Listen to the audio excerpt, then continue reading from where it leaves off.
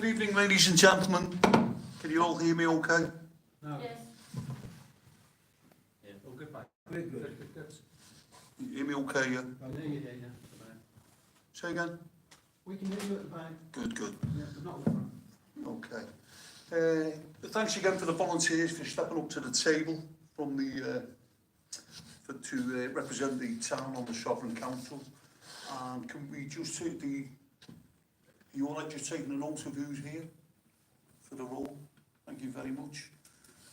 We're still working on an oath of allegiance, which we haven't had time to bring it to fruition yet, so we'll hold off on that.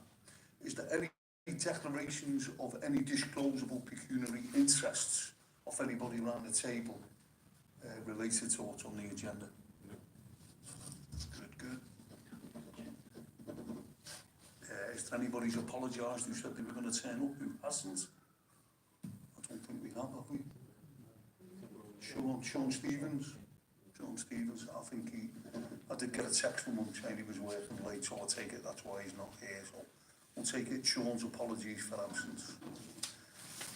Usually at this point we do the minutes from the last meeting, but as you all know, we didn't have a meeting at Christmas based on the council potentially not having one, but they had theirs early, which foxed us, so we haven't got anything to speak about from the last meeting. So well, before we go into the agenda, all we ask from the public is that the people around the table will speak first.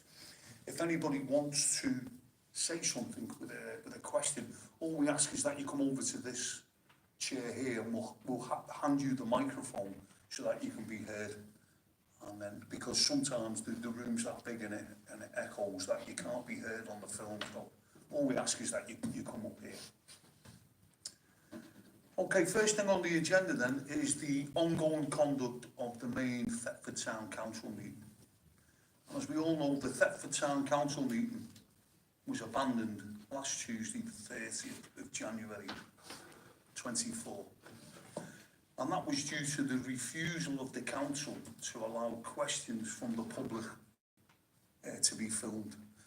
There was also a member of the public who said that they didn't want to be filmed as well, and they were offered to be off camera, or if not happy at all, leave the building. They weren't happy, and they did back the council. There was public advice to the chairman from members of the public that it was perceived to be against the law to not have the questions filmed. The chairman was informed of that. However, there was a proposal put forward by Councillor Jeremy, who's a town, district and county councillor, and he's the Labour leader, and he put a motion and a proposal to abandon the meeting. He did get a seconder, and the majority of the council, except for one independent, Chris Brooks, was the only one who didn't vote for the meeting to be abandoned. Consequently, it was abandoned and we left. Has anybody got any observations or any points on that around the table? Well, they carried on after we left. Yeah, I want to go into that now. Yeah.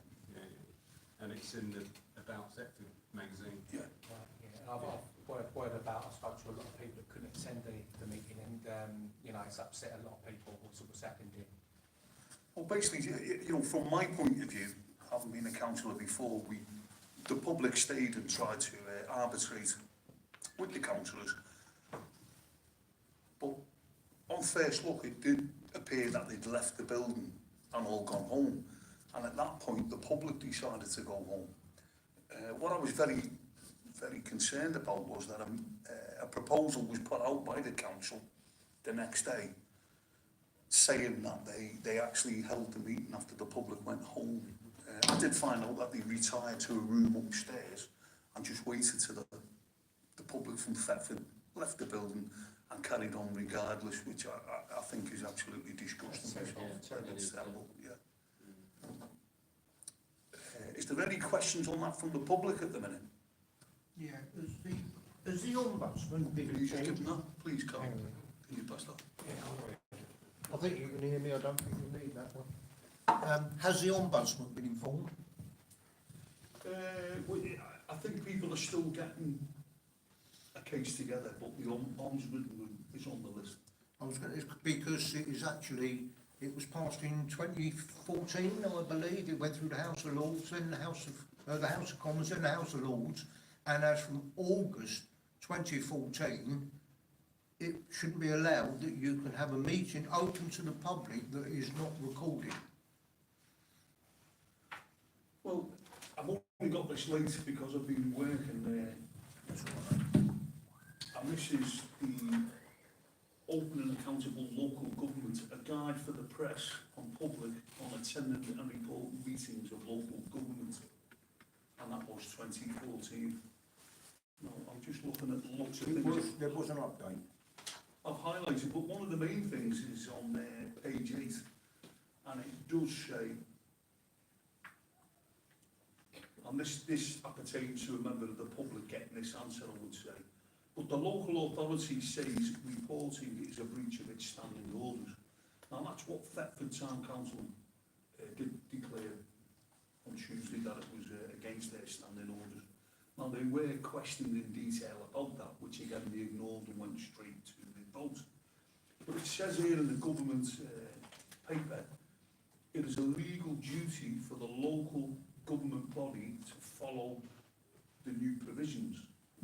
If a local government body's existing standing orders are not fully in line with the new legislation, in the short term, we recommend they simply waive the relevant provisions of those old standing orders, which could be taken to inhibit the new reporting rules, and then take steps to update formally its standing orders. So the guidelines from the government are quite clear that they should have ignored the standing orders and on the night done with the questions. Can I just say there's an update? Can I show you? Yes, certainly, sir. If you can read that, because your eyes might be quite a bit better than mine. This is an update. Yep.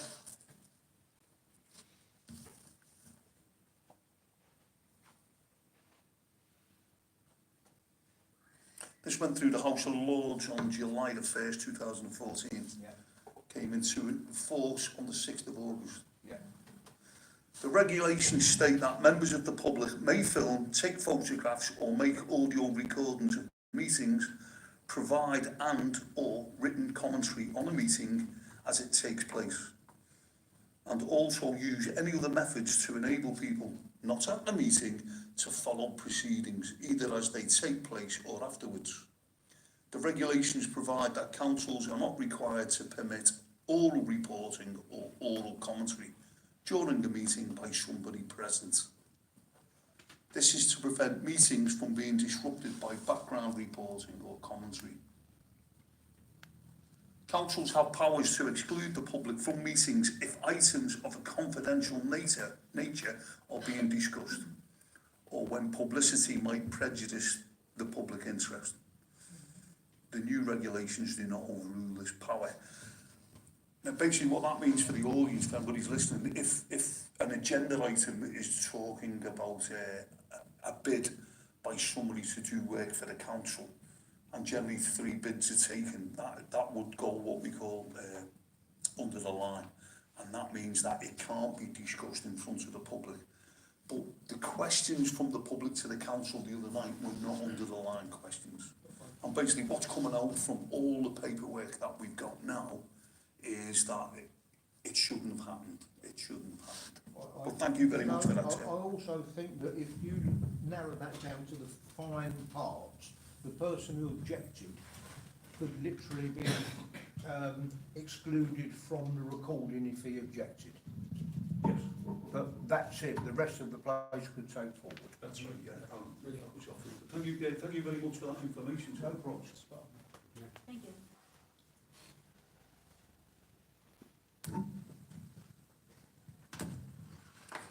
If anybody in the audience has got more money than they know what to do with, we are looking for a set of microphones so we don't have to keep passing the same one around. But you know, we are quite a Spartan organisation at the minute. So basically, has anybody around the table got any observations, any points about what you think we should do? So, if they carried on with their meeting without the public, does that make their meeting null and void? And anything they pass and agree to is not worth the paper it's written on? Or are they allowed to do what they like? Well, that's a question we've got to ask. They've had the agenda. We don't know how that agenda's gone, how the voting on the evening's gone. So we're going to have to scrutinise that as soon as it comes out. I don't think it's out at the minute. Has anybody seen No. the minutes of the meeting published yet? I don't think they are. I don't know if anyone's actually asked for it, have they? Well, it takes a period of time for Yeah, it to but be... freedom of information says that they should supply it within so long. Yeah, and I'm not quite sure how long that is. I would say probably a week. Okay. I haven't got my finger on the pulse, so... But I should think the minutes will come out where it stands legally with the fact that they went in front of the public and another thing. So I think that's a question that we've got to ask. Yeah.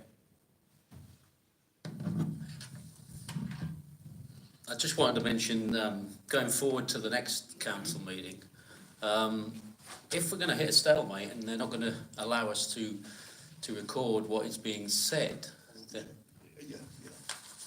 Yeah, go on, sorry, yeah. all I was going to say then, then we're just at a standstill. We're on a point there of, in my opinion, no return because we're not getting any further.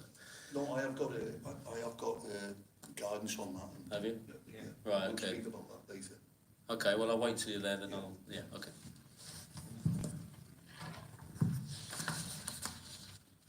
Barbara, do you want to say anything? No.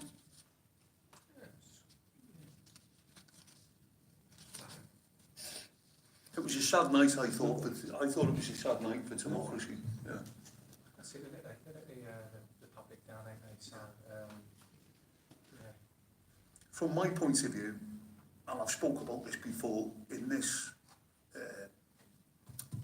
position here and in front of the council, we're not allowed to ask questions at the county level.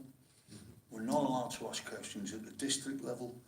We're only allowed to ask 15 minutes of questions at the town level. The town have no power.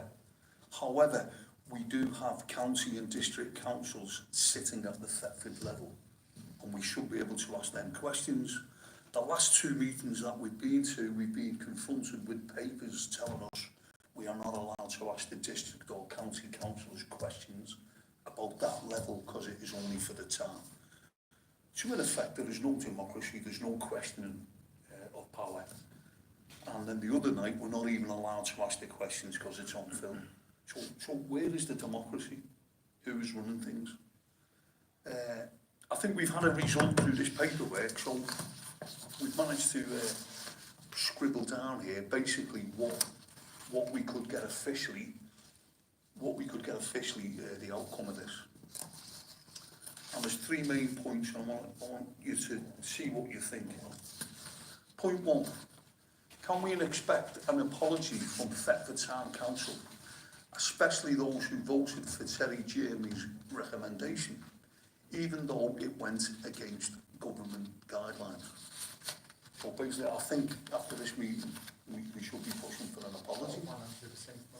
You mean, you can't even get an email back off these guys, but at least they can do is let the public know that it's sorry, their hands are up for once. Next point is, can we also expect a formal notice of apology of the same type of notice that was so quickly issued following the Thetford Town Council's incorrect suspension of the last public question session? Ideally naming the individual council members who voted and were not following government guidelines. Now, those of us who were there on the night know who voted to stop the meeting and abandon it. However, I think if they do put out a formal statement with an apology, that they should put the names of the councillors so that their constituents know exactly how the night went. Needs to be a bit of education for a minute. You know, if they're representing us, the people, I think it's what only right so, isn't it, where we stand? And the third thing that I've got down here is, will Councillor Jeremy be issuing a public apology for his incorrect accusation, excuse me, aimed at the minority, whom he blamed in a verbal statement at the last meeting, whereas it was he and the councillors who voted? and we're at fault for not following government guidelines. So basically, the people who agitated at the meeting that the questions should have been actually filmed, we, because I was one of the ones doing it, we got the total blame in front of the public, in the public statement, in the EDP. So to a certain extent, our reputations have been tarnished. So will he give a personal apology himself for that? So we'll be following that up. Well, surely the EDP should also be retracting, because if the Yes, EDP... yeah, that is a good point. Yeah, so we can get in touch with the EDP for a retraction of the statement. I would say that will come after Thetford have made their move, I would say, yeah, but that should be on the list. But I think we'd all agree it was a sad night for local democracy. A sad night for local democracy. How are we going to go about getting an apology? Well, I think what we'll do over the next couple of days, we'll prepare a statement based on what we've read from the government guidelines, Yeah. send that to the council. Now, I'm already aware that the council are changing the standing orders, so I think they might be slightly ahead of the game as well. Yeah. So it may be dropping in tomorrow, seeing the chairman, phoning them up and asking if there is plans to do a statement of apology. If not, we'll write a formal letter of complaint. I think that's the best way. I also have a phone number that you can phone regarding the ombudsman to get advice. Yes, I'll pass it over later on. pass that on, please. Thank you very much. Has anybody else got any points on the abandonment of the town council meeting? Where would their apology be published for people to see, and for the people of Thetford to realise that we're not against them, we're against the rules of the council? I think It's not our fault they abandoned the meeting because we wanted to ask questions that they didn't want us to ask. But the people of Thetford need to know that it wasn't our fault. And where would they publish an apology for people that are not here tonight to be able to read it? Well, I would say that anywhere that they've put their initial statement out, Alan, Yeah, about Thetford, mate. about Yeah, Thetford we've got Management. yeah, They should put the apology in there. Yeah. Because we know Terry Jeremy only likes coming out of his own platform, so it'd be, good, respectful to come out everywhere So to it should do, if they put the mention his complaint name. Not just on Thetford Forum, which he controls. Well, it would EDP as well. Yeah, that's it. Everywhere you can get it, really. That's actually quite a big apology. Yeah, that's right. Any magazine, Yeah. any newspaper. The thing is, this isn't just going on in Thetford, it's going nationwide. Yes. If this town council is made to apologise, the nationwide councils should be made to apologise. People might finally get the message that they need to start listening to the people rather than being in a closed Yeah, circuit, which they are, which they were on Tuesday night. yeah. That's it, this is serious, yeah, you're right. It is. Mr. Deadly Chairman, serious, yeah. if I may, if you can get an apology anyhow, I'll just make sure it goes on every Yeah, single website I can. Yeah, I mean, I'll that's do right. 3 or 4. Yeah, I think that'll happen anyway, yeah, but I think the 3 places that will probably be looking, if there is an apology, is to push for the EDP, verbally at the next council meeting, Yes. and we have to be very careful with the About Thetford because that is a private magazine. Town council website. About Thetford's Labour Yeah, the town council website. as is the Thetford Forum. I'd say the Thetford Forum makes sense as well. If this is his platform, he should put his hands up. on this thing. You've got to, It's Labour run, there's no way on earth they'll put them. but you've got to be very careful now because there's official platforms and there's unofficial platforms. The official platforms, the next council meeting, the EDP and on the Thetford Town Council website. I would say the jungle drums will follow. Yeah. Yeah. We should be pushing for things on And social then we can just media. post it over. Yeah. Has anybody, I'm gonna finish it off with one point, but has anybody else got a point on the abandonment of the meeting? What? Yeah, pass it over.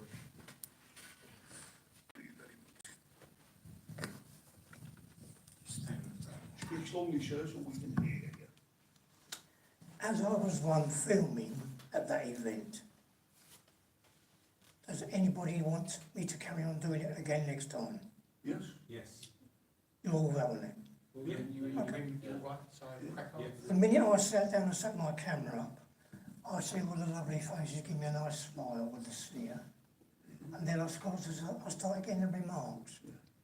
That's why I thought I'd stick by my guns and not go. No, that is the truest capture of what happened on the night of Exactly. your film, because everything else was quite staccato by phones. So basically, what was picked up on the phones is backing up your official bit, and that still needs all to go together. There's been no time. What I want to do is give you a copy, it's unedited, of the 16-minute video I got. For someone to maybe put it on YouTube when they want. Like basically, you can send it to my email address. I'll give you it straight after the meeting. Okay. Cool. One of the things that was mentioned on the evening as the councils were leaving is, what have you got to hide? What have you got to hide? You know, that was mentioned by a few people. Now, as a later agenda item, that might just touch on that, but we'll let it go. We'll let that one come up later on the agenda, yeah. So just hold on to that phrase. I just know a couple of people that were at the meeting that wanted to ask questions that were very disappointed that it didn't go ahead, but they are blaming us for it not going ahead, not the town council. Yeah. I And wouldn't... that point's got to be made. Yeah. It's not us that stopped them. Exactly, exactly. Now, that takes us on to the next agenda item, which is reintroduced questions by the public not able to be asked at the abandoned meeting. Yeah. Now, some of the people there who were disappointed, Yeah. they haven't turned up, but some of them have sent the questions in by hand. Yeah. And basically, we've got a couple of questions by the audience tonight, which should have been asked at the last council meeting. I believe you've got the first question there. Yes, please, can we? Okay, you fit in. Thank you. Right. Okay, we all know what's happening in France, Germany, Holland, Poland, Ireland, soon to be Malta, I've heard. Does the council know that our local farmers are being offered a cash incentive not to farm, i.e. produce food on the land? The government is presently giving them a rate of £80 an acre in order not to produce crops. So there's three questions. Why is the government doing this? What are your constituents going to eat when we have a massive food shortage due to a very low farming rate? And finally, if farms close, how will we ever resurrect the skills of the people who lead the industry?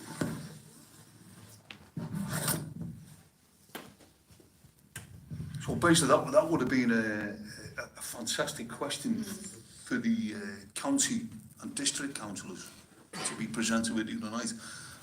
You know, I think for anybody who's watching now on the film who hasn't seen, there is massive disturbances all over France, Belgium, Poland, it's in Romania, Spain, Scotland started, but when you see what is actually happening on the continent at the minute, it will take your breath away.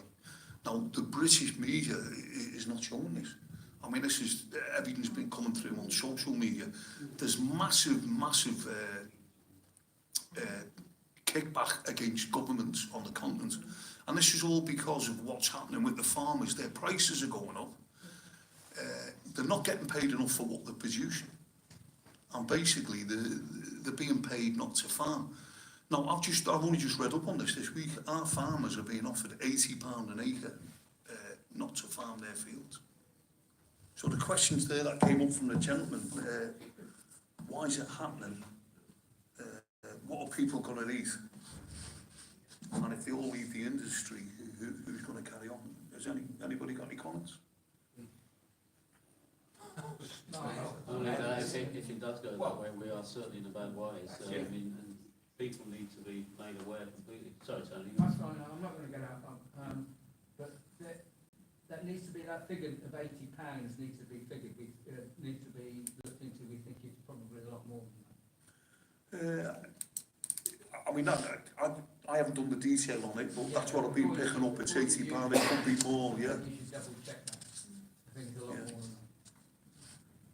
Mark, the farmer said the staple foods in this country next year is going to be cut in half again, 27, 28, one of the two, 12.5% we're going to be producing. So this whatever war you want to call it, if this is all playing a part and we ain't growing our own game, then it's going to come to a big standstill massively.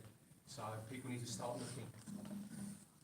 Well, I think what we've got to do straight away is start engaging with some of the local farmers and find out. I mean, I've seen headlines today that UK farmers are about to join in with the demonstrations that are occurring on the continent. So it'd be nice if we can get some information on that from your contact. From the horses, yeah, farmer himself, you know.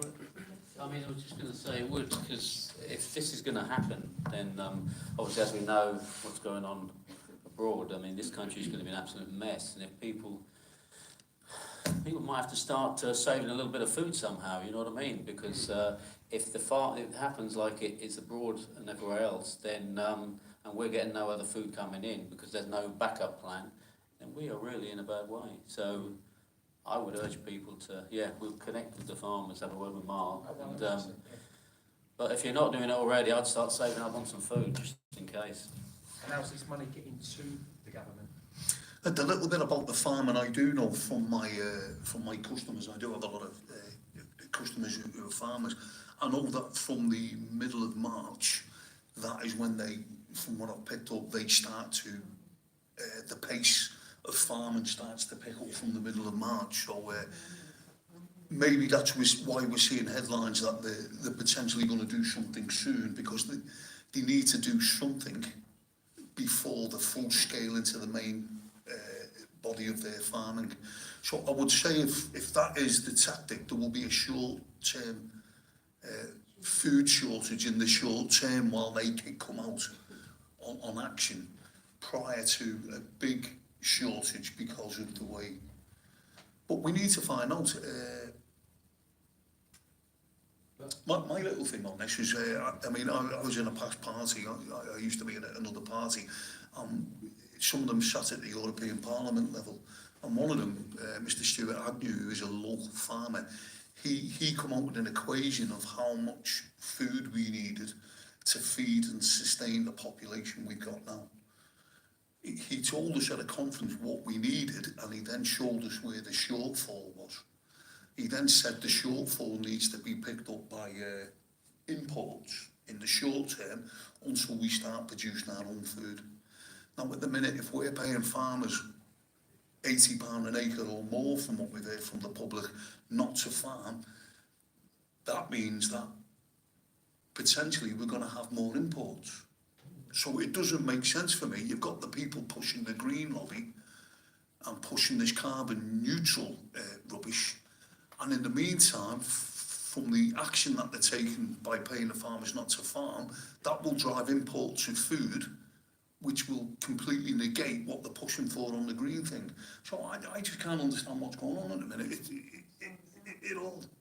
It all just doesn't make sense, does it? You know, so, left hand doesn't know what the right hand's doing, and we need questions. Now, again, this comes back to the abandoned council meeting. We can't ask questions of our elected representatives anywhere on what's going on and what the plan is.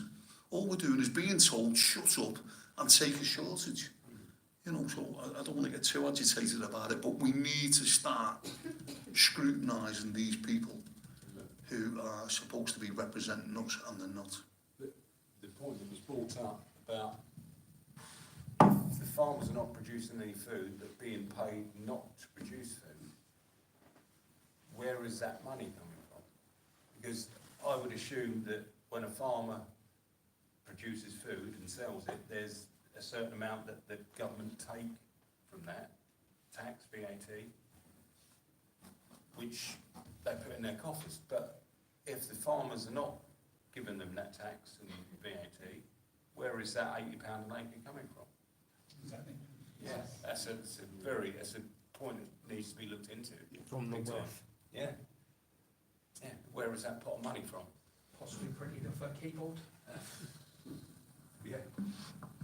I think the people have got to be aware, you know, I'm just shooting from the hip here, listening to what you said, Al, but if you start looking at this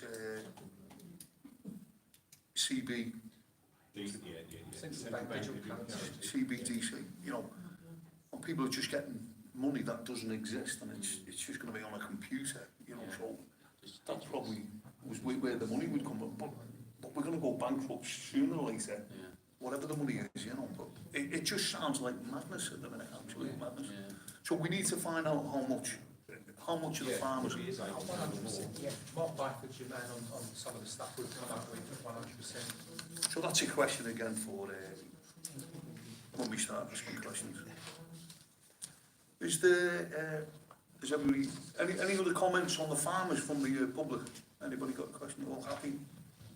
Yeah, just wondering why the farmers in Wales are selling land for £6 a pound to France, but we can buy Australian land for £3 a pound. So It doesn't make sense, does it? I bought a £5 joint boneless lamb leg at the weekend for £16. You can't get many pork chops in the butchers, many lamb chops in the butchers for that. You've got to start asking about the quality of the meat then, haven't you? How long it's been I mean, stored. I've got to admit, the piece of lamb I had was absolutely amazing. But Where was it from? how? Oh, sorry, Where was it from? I can't remember. I know it said Australian 100% on the label. No, what I mean, was it from Australia? Yeah, it's Australian lamb. Yeah, so why are we getting And I Australian paid meat £3 cheap? a pound for it, And ours is very expensive. and yet £6 a pound if you want to buy Welsh or English lamb. Personally, I wouldn't trust the cheap stuff. Well, personally, I thought it was amazing. But you go back before the EU, and all that lamb used to come from New Zealand and Australia. Oh, well, we'll get some answers on that. I'm old enough to remember. Is there, where are we? Is there any other questions from the public that never got asked on Tuesday? I've got number 2. Can we pass that to? So this is a question that didn't get asked, and I've been asked to read.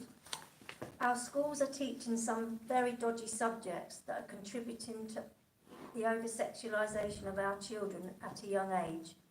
Waterstones, the bookshop, are now stocking some very disgraceful and illegal books. These are also aimed at the sexualisation of young children. Our own library in Thetford is now reportedly stocking up on some of these disgraceful books. The establishment is trying to replace the word paedophile with the word MAP, which stands for minor attracted people. It seems that our elected representatives at all levels are buying into this way of thinking. Does the council agree? Do you know about the school and the books in the library, and what are they planning to do about it? That is the question. Well, I know for one, I don't agree with the over-sexualisation of the kids. That's a serious topic. I mean, we've had problems with, like you said, the people that are supposed to be representing us. Cliff Waterman over West Suffolk. This is his own mindset. Whether it's, I don't know, but he sees it fit for a 4-year-old child to be dropped off at school to be taught playing with themselves by a stranger. So this is a big question that we can approach our council with. Do you see it fit as over it as West Suffolk? You know, is this a view that you agree with? We know their parents, that the government are pushing this sort of kind of behaviour, and they've stated quite clearly that they see a newborn as a sexual being. So I think we need to, because this is such a serious topic all round, you know, with the books we just mentioned, a letter needs to go to some of these people like Terry Jeremy, County Council, and some of the others. Is this your view as well? Because there's a lot of people around the town, in the country, in the world that don't agree with this, and I do not agree with any of this. Yeah, I'd just like to add also W.H. Smith have got a book coming out called Welcome to Sex. It's aimed at 8 years and above. I have checked the one in Thetford, spoke to a young lady there. It's not on the shelf, it's not actually on her list, but obviously, as we know, there are a lot more bigger W.H. Smith stores in the country. So I'm just still checking on the one in Thetford. But, you know, going on about this, I mean, the schools, as we know, we have spoken about this before, teaching children about sex and about, you know, the different genders, 72 I think we're at now, 72 different genders, when there was only 2, male and female. So it's disturbing to note that, you know, you've got these teachers, and yes, I know they've got to earn a living, but you've got these teachers teaching the children about sex and about the differences in genders, supposedly, and if they want to change their gender, whether they want to be a boy or whether they want to be a girl. But at the same time, for me, you know, that's massive mental illness on the children. It's causing a lot of problems, because especially the ones that want the gender reassignment. And in the media, they're tending to push out more of saying that there's lots more suicide rates on the children wanting the sex change because they haven't had the gender reassignment, when in fact it's when they've had the gender reassignment, because they can't go back, is when the major suicides are happening.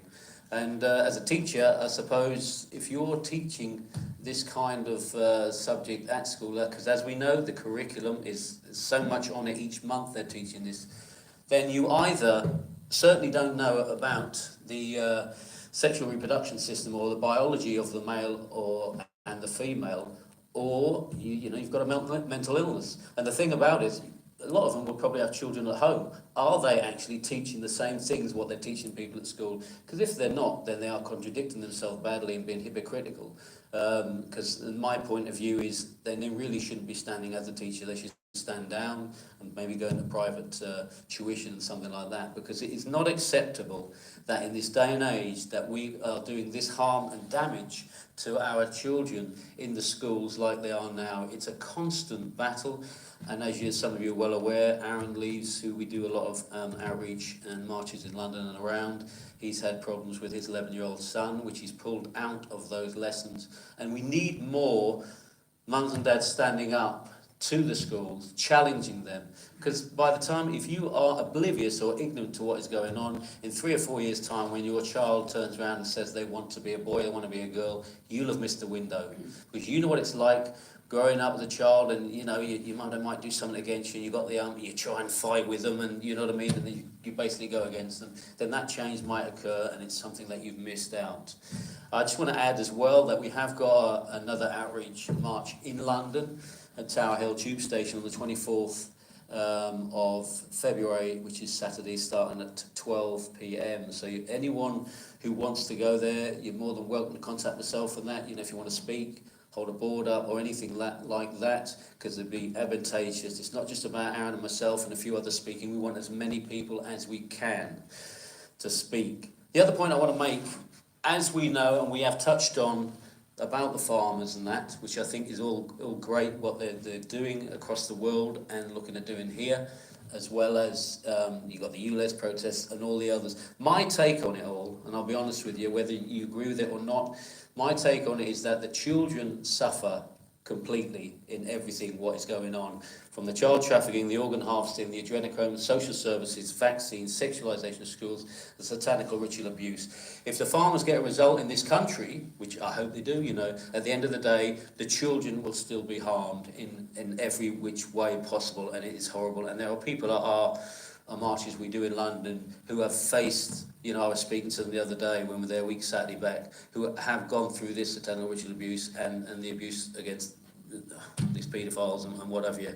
It absolutely is harrowing. So my take is really we need boots on the ground. We need to unify the marches, get as many people on the ground in London, all around the world, fighting for our children, but at the same time getting the message across about the farmers, about the ULIS, about the pandemic treaty, about everything else, but unify under one banner. Because whatever result we do get at these separate marches or outreaches, the children are still going to be affected. The children are still going to be abused, and we need to hold it out there because the establishment doesn't want us to talk about it because we're getting hampered, censored, and my social media is all over the shop with what is going on. So I think it's vitally important people do stand up for the children in any which way they can. Thank you. Do we know what's going on in there? Yeah, so, Specifically in Thetford? well, what I don't understand is, as we all know, the online harms bill has just been got through Parliament to protect children. Childline is now advertising on radio. If you know of anyone who's being harmed, please phone this number. So how can the bookshops and the libraries be allowed to put these books in place in plain view? Surely it's against the law. It's another contradiction. They've done it in some a certain scummy, slimy little way that they're doing it. They're just going on the edge of that law boundary, and their behaviour comes from perception. These children are going to be picking all this up and all the rest of it, and they're doing it tactically, and it fits a digital. It equals a digital push forwards with them as well. There's a digital side to it because you're going to get to your facial recognitions or whatever. And it looks like they want us to kick off as well. That's another thing that you look at all these other departments that we're talking about. They want us to kick off. That's the thing. So if the reset come in whatever shape, form or size, it's how we deal about this. And obviously we don't want to get involved with any of this. No. The kids. So, but this is what it looks like to me quite clear. They are trying to get our backs up. Because why wasn't it 2017, 16, 15, 14 in your face? 2020 come, it's build back better, build back never, and it's everywhere. So this is what they want to do. They're trying to get our backs up. We've got to keep a call, and like I said, we've got to hit all these teachers, bookshop CEOs, whatever, all of them, and let them know the people's backing's here.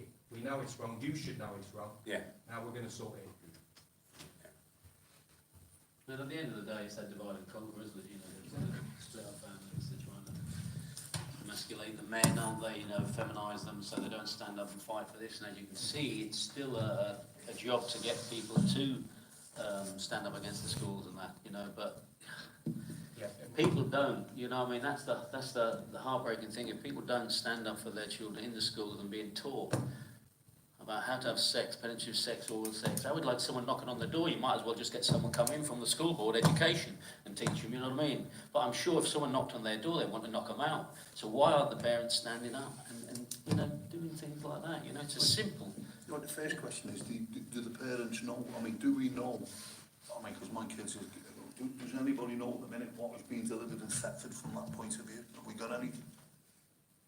Words always... No, shocked when you speak to these people What about it. have we actually got officially in our schools in Thetford that we can... I'll find out. That's a good shout. Personally, I haven't been in there. That's the first move. We need to find out exactly what is going on in the schools. Could that not be one of the reasons why more and more people are homeschooling? Now, the second thing is we've confirmed, Jeff, you confirmed that this book is not coming into RWH Smith at the minute. At the moment, Arwana hasn't known, and she checked the listing as well, and it hasn't been coming in, but I'm keeping an eye on that. But like I say, the bigger stores, I'm sure, have got it. Because just to add, it was GB News, Mark Dolan, who put that out. Yeah. And it just shows there bad. I snapshotted what he put, the book, and put a bit of blurb, posted it on Facebook, and then I posted his chat out on GB News, and they blocked me. They didn't allow me to put it out, because they don't want it put out. They don't want you to talk about this kind of thing. Yeah, no, that's it. And we should be talking, and again, we should be able to talk to our elected people and ask them questions, and we can't ask them questions. They're going to say to us, well, Thetford are not responsible for this level. The education system sits at the higher level in county. We still want to ask our county councillors the questions, even though they're telling us we can't at the Thetford meeting. However, what's happening at the minute is they're walking out because we want to film them and capture what they're saying for the people. I just think a picture's starting to come together. Little things for me. I only done a little bit of work on this today. I have heard of MAPS. I mean, I don't know if the public are aware what MAPS stands for. Are you aware, madam, what MAPS stands for? It's minor attracted people. Yeah, so what it seems to be is an indoctrination over a period of time where usually you would say the word pedo for paedophile. All of a sudden you're going to be saying that somebody is a map. Now to me that is actually taking the sting and the nastiness out of the word and contributing to it slightly normalising it, which I totally disagree with. So I know myself personally, I will not be using the word map, and that will be a question again I think for our councillors.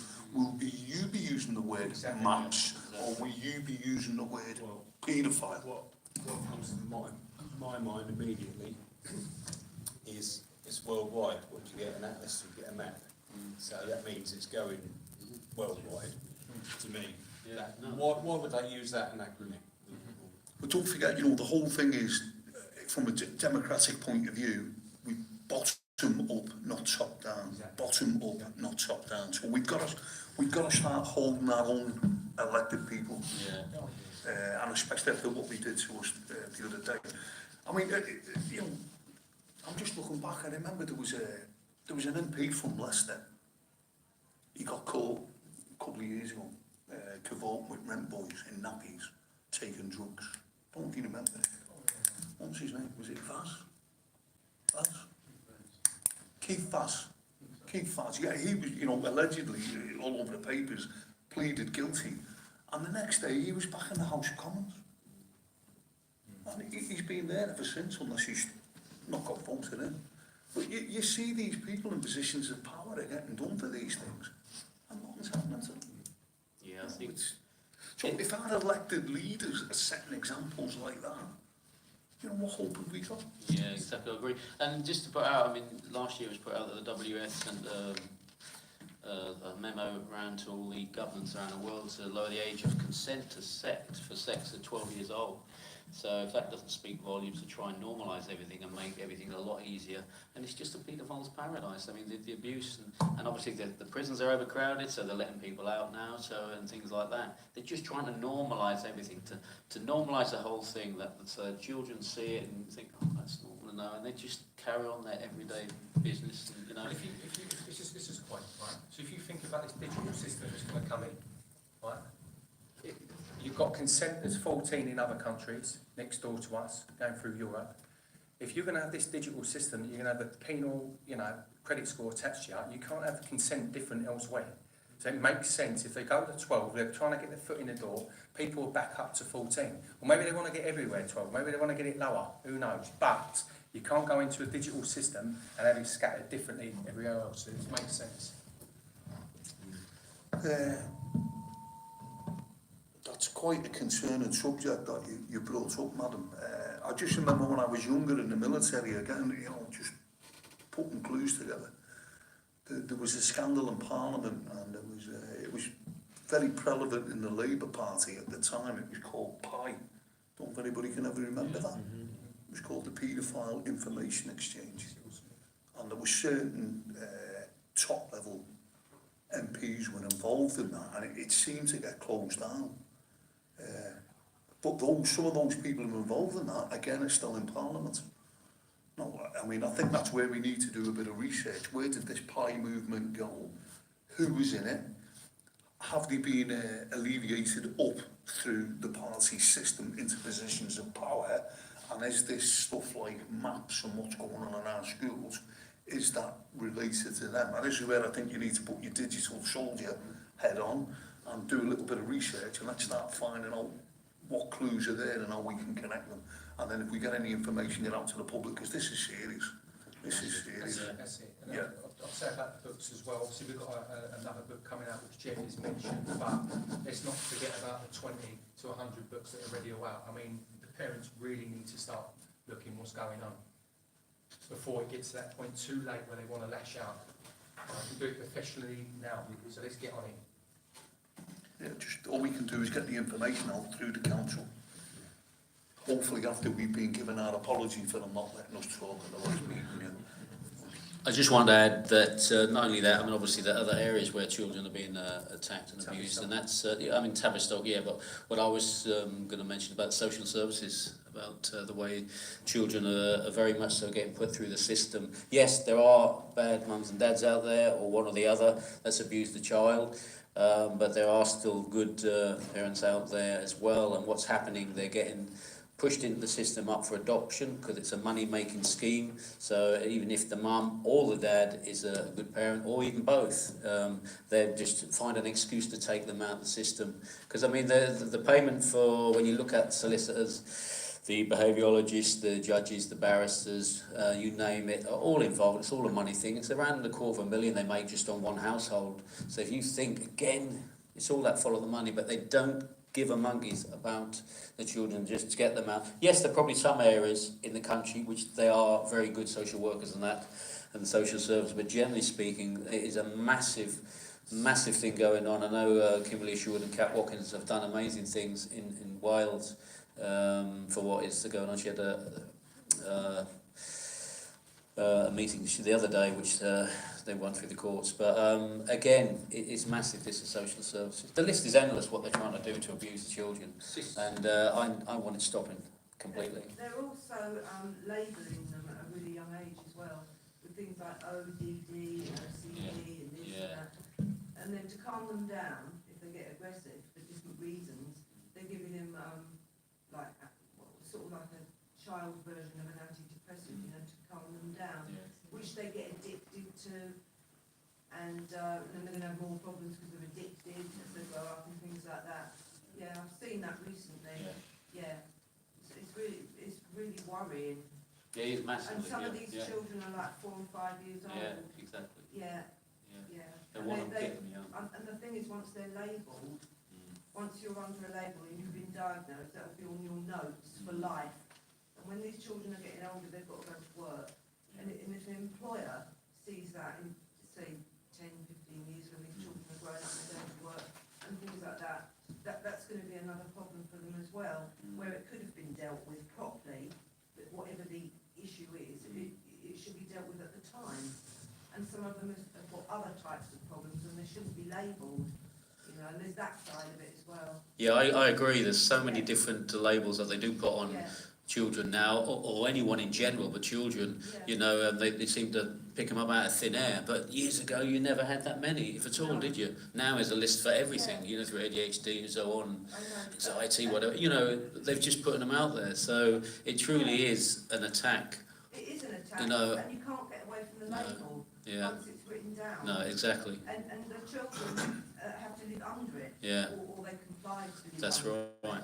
You know, they haven't got a choice. It's going to affect them later on. It will massively. I think that the bottom line for me is, because every angle they're attacking the children, and if they get the children, then you can kiss goodbye to humanity. That may sound dramatic, that may sound a bit strong, but this day and age, look what we've faced in the past 3 years and before. You know what I mean? It's all coming out, what's happening with the jabs and everything. And really, they are after the children massively.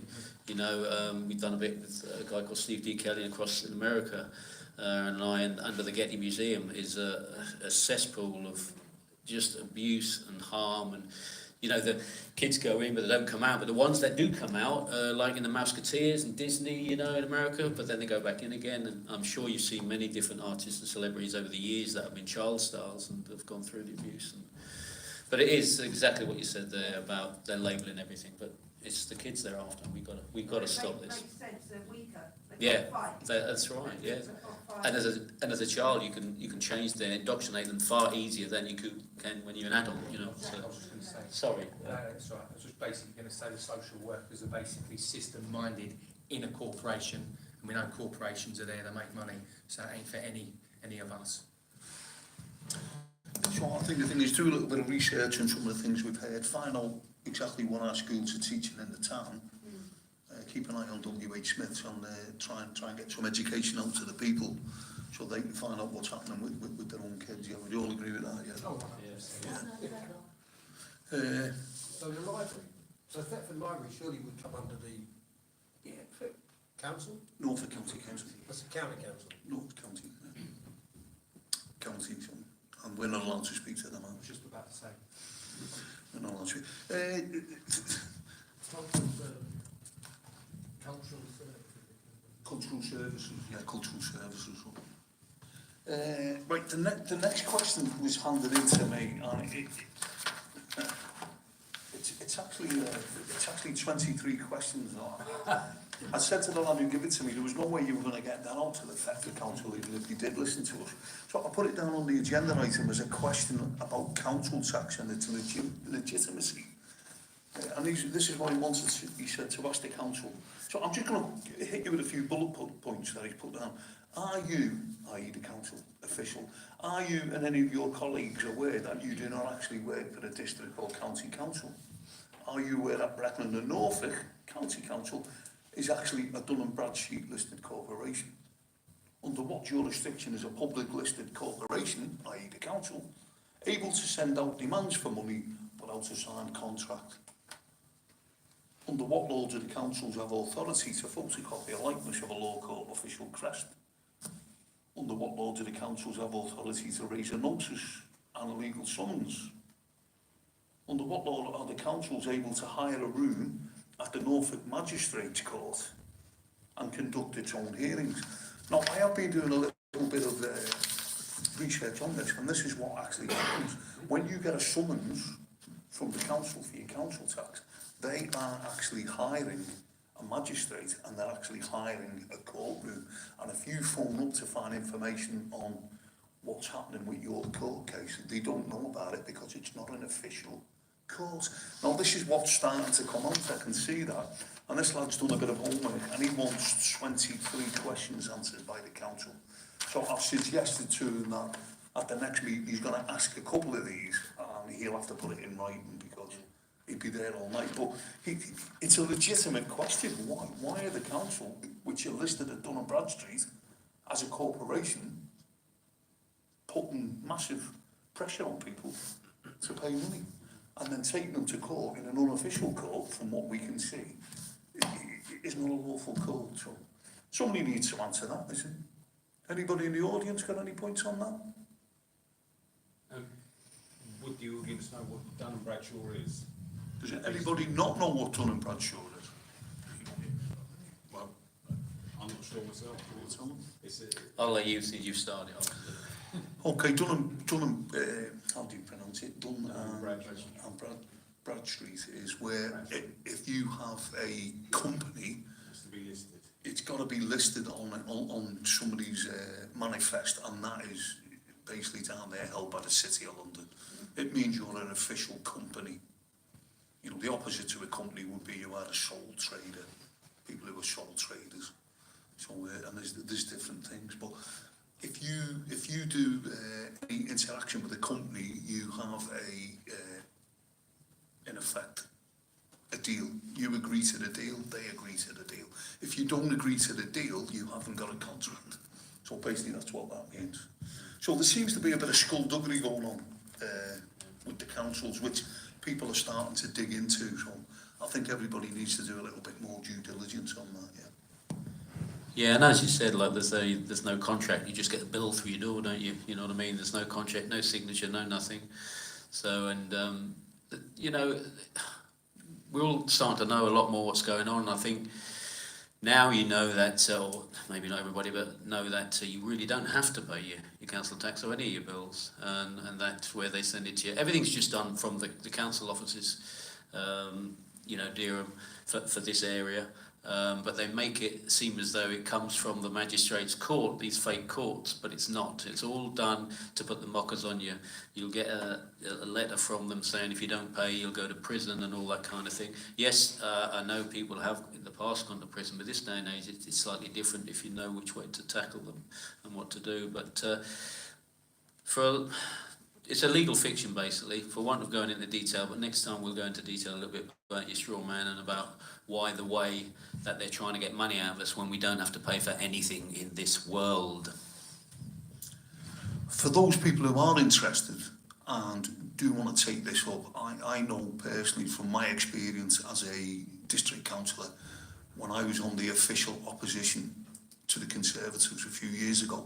An agenda item at district was the writing off of a substantial amount of unpaid council tax money. Now, at the time, me and my three colleagues did not understand what was going on. We couldn't understand how you could just write the money off. And we tried to ask questions of the Conservatives up there who didn't want to answer the questions. We at the time decided to abstain because we didn't have a clue what was going on. So we abstained, but because they have the majority, they pushed the agenda item through, and a large substantial amount of council tax was written off right in front of us. We actually then found out that some of that was recuperated by selling it off to local debt collectors. And then consequently the debt collectors went round to people at Breckland, bothering them for money after the district council had written it off at a council meeting, which I still find very, very strange. And never got to the bottom of it. So at least the question's being asked for the member of public who passed it in, and thank you very much for that. Any other points on what we've spoken about? Just going to move on to the next item then, which is the anti-social behaviour in the town. I remember at the last meeting we decided that somebody was going to go to the open stag with the public. So, you know, and I was away, unfortunately I was away, so, yeah. Barbara, any point, yeah, what came out? The key point was there, the police guy, I mean, I don't remember his name, there were so many people there. They were covering, they have a map of the Thetford, and they only concentrate on one area of the town, like Abbey Estate, Castle Park, and Cloverfields. That's the only area they concentrate for the behaviour, the unreasonable behaviour. Did they stay on an area of the town, or are they saying that's resources? Was a diagram, yes, was the map. They're going to have that until the next meeting all the time, that's the only place that... I think that's the only time they concentrate all the time. So me and my son, we raised why only these areas when we have problems down the park, as we know tonight, because we live opposite the park. There's problems down the Nuns Bridges, there are problems down in Berry Road, and all that area beyond the river, no mention of anything. They never mention about the traffic, how fast the traffic is in Mill Lane, the accidents by the Nun Bridge of the time the walls being knocked down, nothing about Berry Road, nothing like that. So we did raise the awareness about outskirts of the town, beyond their map, because they had the map like the Abbey Estate, Cloverfields, the Castle Park, but that's about it. There should be more than that. Did you think the people who were in the meeting were satisfied with the answers they got? No, they were not satisfied. No, there were lots of people stand up, and lots of people raise about the one-way system in Nuns Bridges, because they have problems down there. Yeah. Busy times, and the lorry stuck there all the time, and things like that. And the traffic, yes, the traffic in town. Got to sort it out, the traffic in town. Because if it's something it's not working properly, or the lights or anything, all the town is blocked. Like the Mill Lane, the Berry Road, the outskirts of towns completely blocked. Even if they have a roadworks, that's it. The town is closed completely. There's nothing you can do about it. There's no way to get out. Yeah, at times like that, you start to drive around the town and think there's a war on the motorist. Yeah, Getting used to road closures. Now, I do know, yeah, I have seen that, you know, when I'm driving around in my van and there's 3 roads are being closed on one day and the town is just gridlocked. Yeah. And then you think Norfolk County, who are highways, why are they not coordinating? You know, instead of 3 roads being closed, we'll close one for a month. And, you know, there doesn't seem to be any coordination, because these people that close the roads are for private firms. And I brought in, I don't know how much control there is. And then there's another roadworks in Nuns Bridges again. They dig twice from the summer and onwards. Block the roads, you can't go left, you can't go right. Another company did wrong, then the council got another company to do the roadworks again. new cables and everything, and then it's blocked, and then there's another traffic light there as well. Yeah, It's non-stop since spring. tactically, you know, it feels that way anyway. I'm saying. I think as well they're trying to stop everyone using the cars as well, aren't they? They don't want us out on the road, they want you on your bike or walking, which is fine by me because I haven't got a car. But I do feel for everybody who does still drive in that. But yeah, the bottom line is they don't want us to be having our cars on the road. I mean, if we can get the horse and cart back again, that was quite nice back in the day, wasn't it? But yeah, so that's where we're at, isn't it, unfortunately?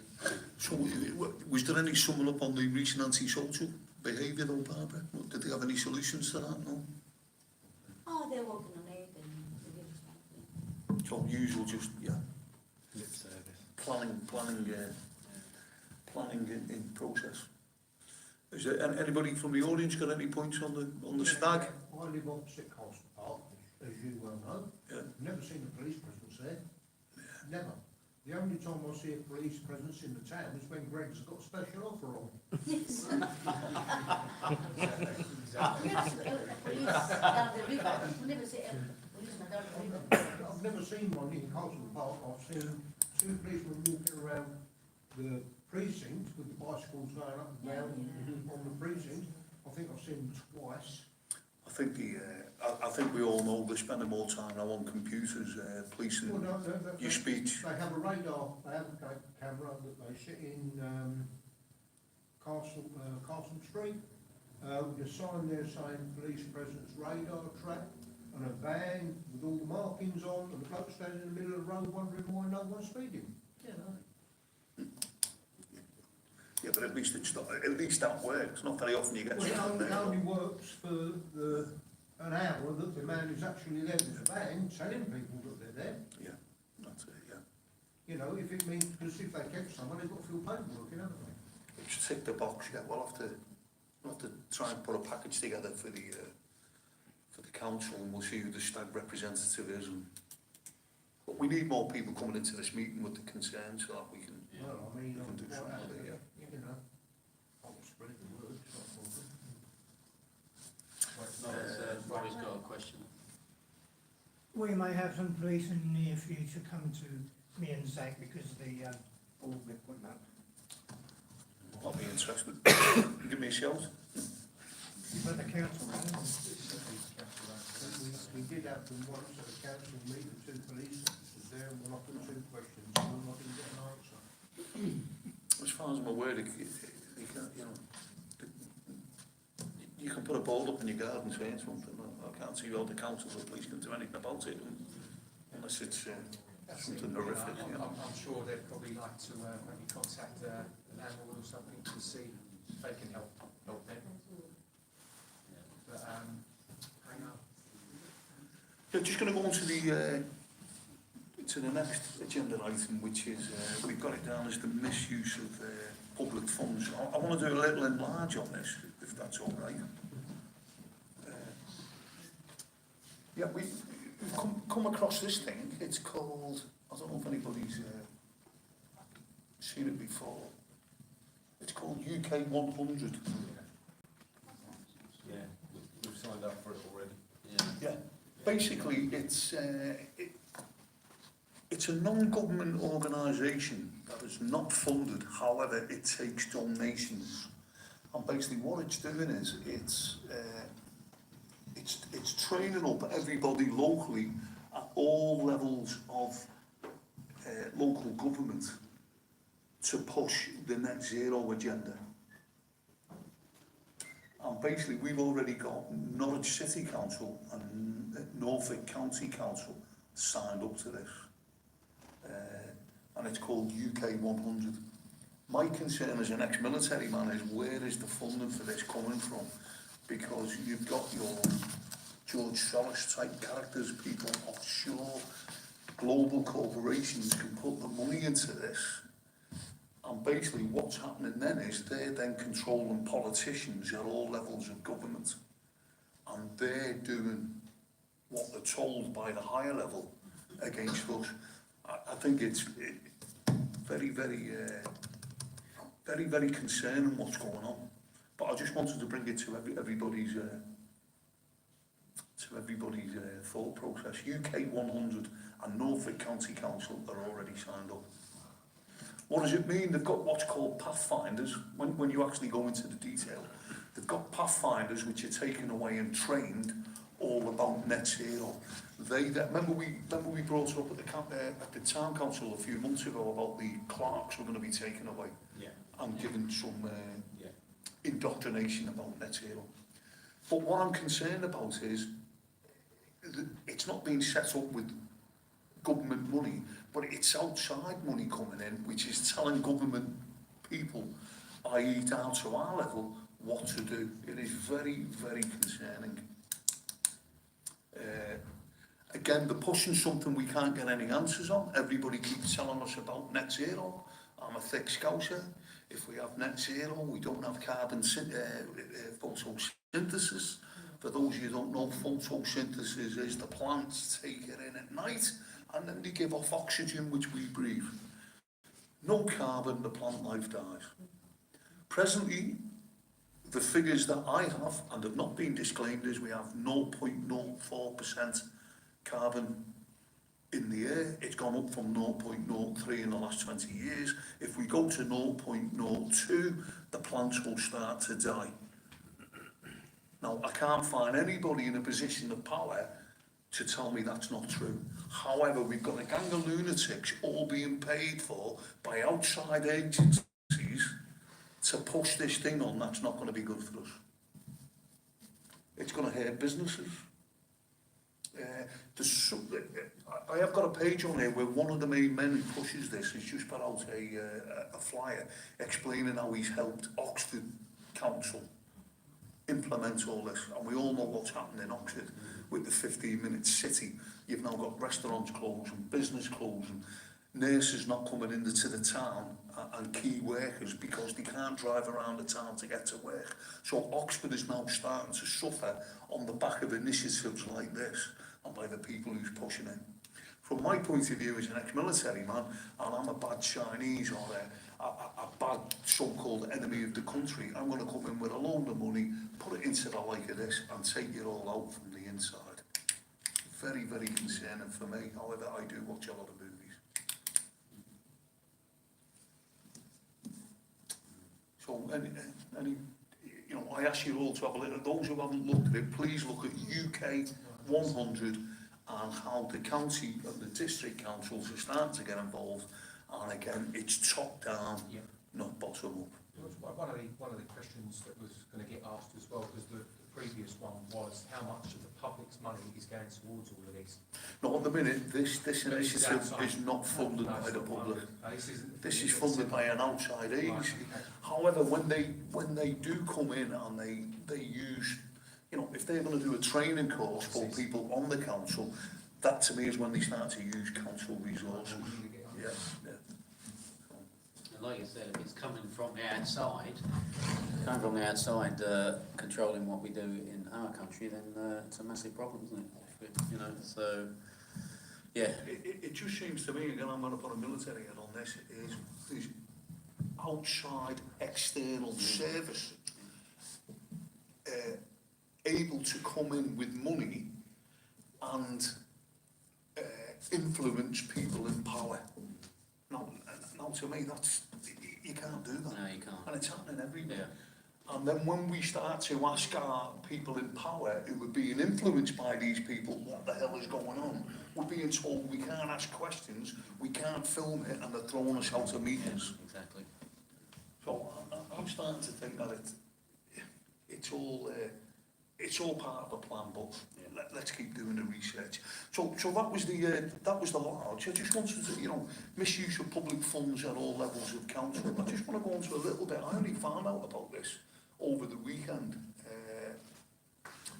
We had some local awards in the town over the weekend called the Tara Awards. Don't know if anybody's ever heard of them. Yeah, the Tara Awards. Yeah, always held in the Carnegie, and they are run by an ex-councillor. I won't mention his name. Now, that ex-councillor, allegedly, I am told, was given free use of the Carnegie rooms.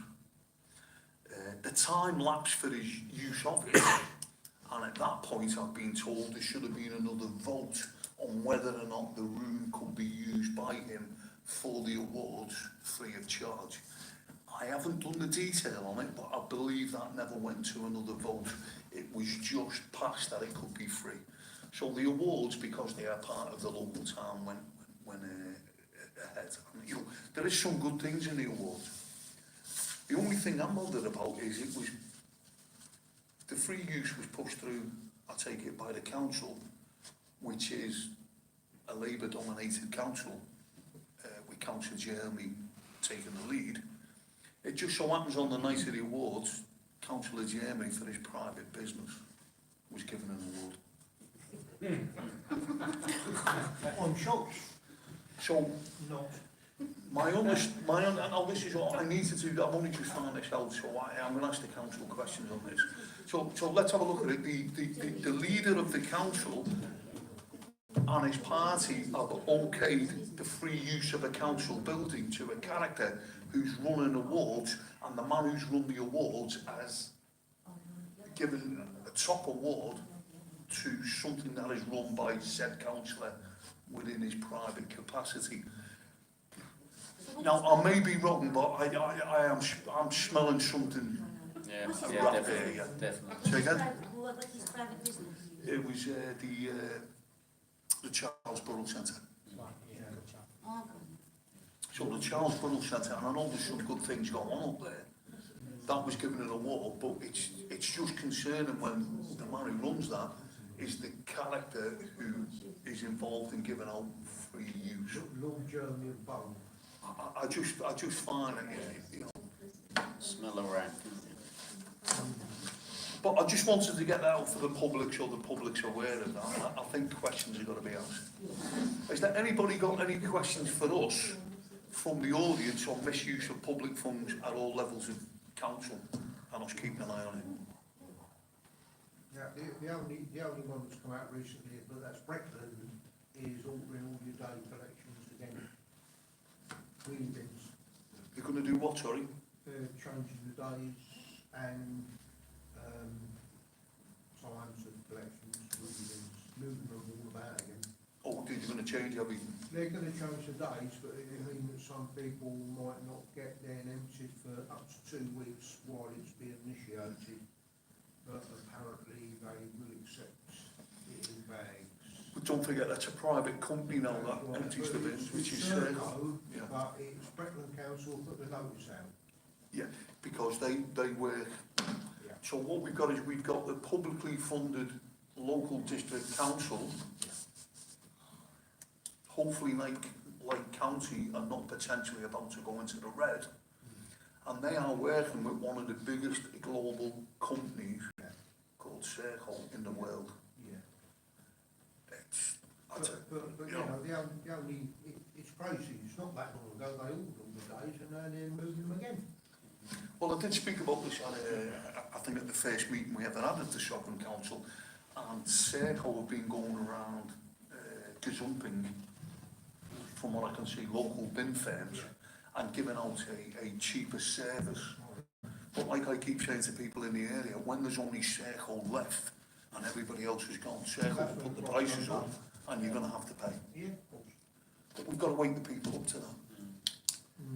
It just gets me that our own district council are contributing to that. But the other difference was, I mean, I'm going back a few years lockdown, and there was no brown bin collections for 2 weeks.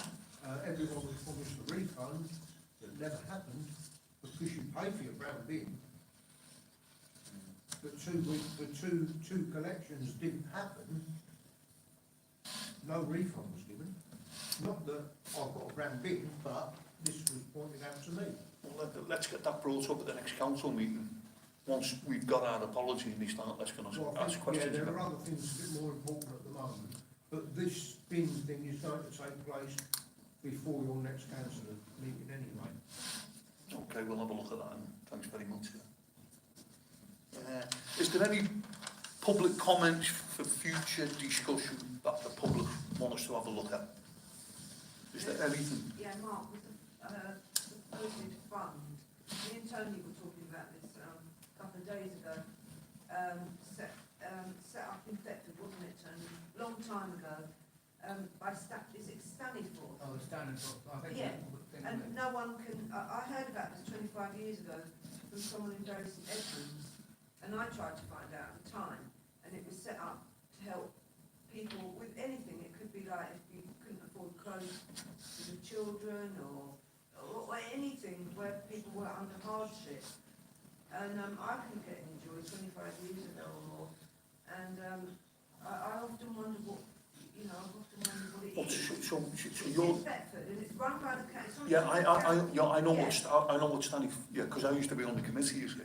Yeah. Now, what you're saying is there's an offshoot of that committee being set up with money available to help people. Well, it's been there years, Mark, a long time, and if you try to claim, or you try to find out what it is, or how you can get some money, no one ever seems to know. Yeah, I'm just explaining my understanding of it, because I used to sit on the Stanleyford, which is made up by trustees, and some of the trustees are the councillors. Yeah. But what it sounds like you're describing to me there is there's an availability of local people to bid into the Stanleyford for help. No, No, there used to Mark, be. it's been there a long time, and Yeah. it was bequeathed by someone called Stanleyford. Yeah, that's the Stanleyford Fund, yes. It used to be, but it isn't any longer for some reason. No, it's still there, yeah, the Stanleyford Trust is still there. Who knows? Yeah, it's still Yeah, there. but is the facility there for people to People claim don't know if about they it. need? Yeah, there must be, this is what I'm telling you, is there must be some sort of, I wasn't aware of this when I was on it, but what we're saying there is if somebody locally wants to come in with some sort of bid, they can approach the Stanleyford Trust. They No. used to be able to, but I've not Right, heard I'll- of it right, for yeah. 4 years and I can find out about that, no problem, yeah, no problem at all. In the About Thetford magazine, Yeah. the council had a meeting that we weren't allowed to have, and they were talking about a £25,000 pot.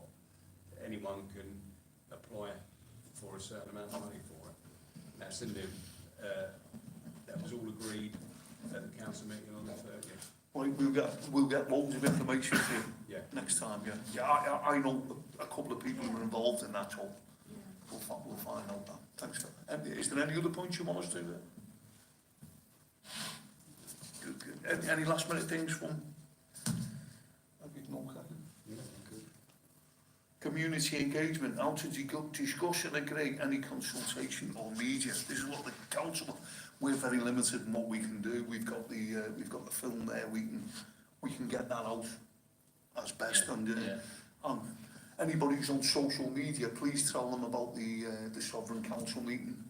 Please tell them that there is a good discussion. Please tell them that the public can get engaged. The public can ask questions, and we will answer questions as best we can.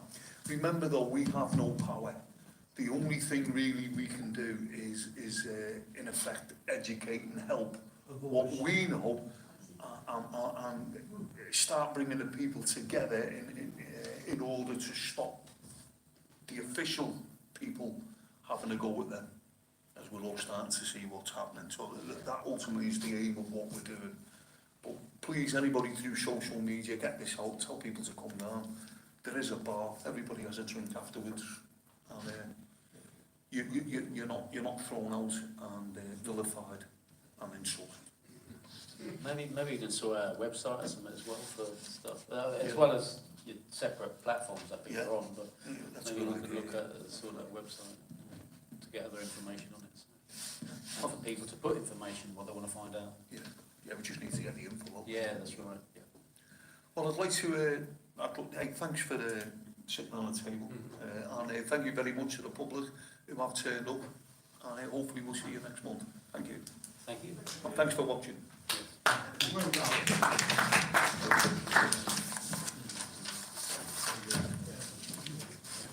Chris?